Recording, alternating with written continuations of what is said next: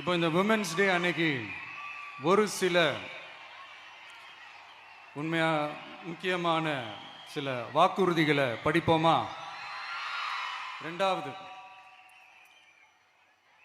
மதிப்பு மிகு மகளிர் திட்டம்.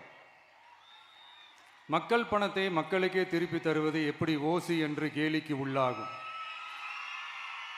எப்படி இலவசம் என்று ஏளனமாக பார்க்கப்படும்.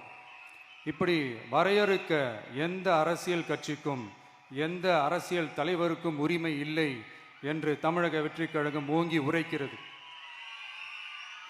இந்தியாவில் நம்பர் 1 இல்லாத மாநிலங்களில் கூட பெண்களுக்காக மாதம் வழங்கப்படும் தொகை அதிகமாக உள்ளது.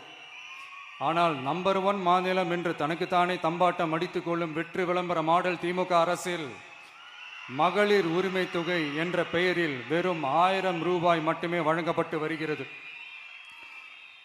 மக்களுக்கு அரசின் சார்பில் வழங்கப்படும் தொகையால் அவர்களின் மளிகை சாமான் வாங்குவது போன்ற முக்கிய செலவுகளில் ஒன்றாவது குறைந்தபட்சமாக பூர்த்தியாக வேண்டும்.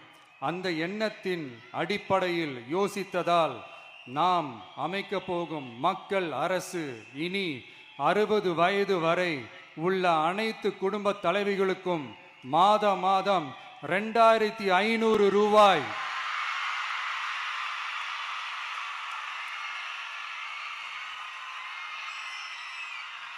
வழங்கப்படும் என்பதை பெருமகிழ்வுடன் அறிவிக்கிறோம். இதில் மாநில மற்றும் ஒன்றிய அரசு ஊழியர்களாக இருப்பவர்களின் குடும்பங்களுக்கு மட்டும் விதிவிலக்கு. இப்படி செய்வதால் கூடுதலான குடும்பங்கள் பயனடையும் வாய்ப்பு அதிகரிக்கும் என்பதை நம் தாய்மார்கள் அனைவரும் மகிழ்வுடன் ஏற்றுக்கொள்வர் என்பது நமக்கு தெரியும்.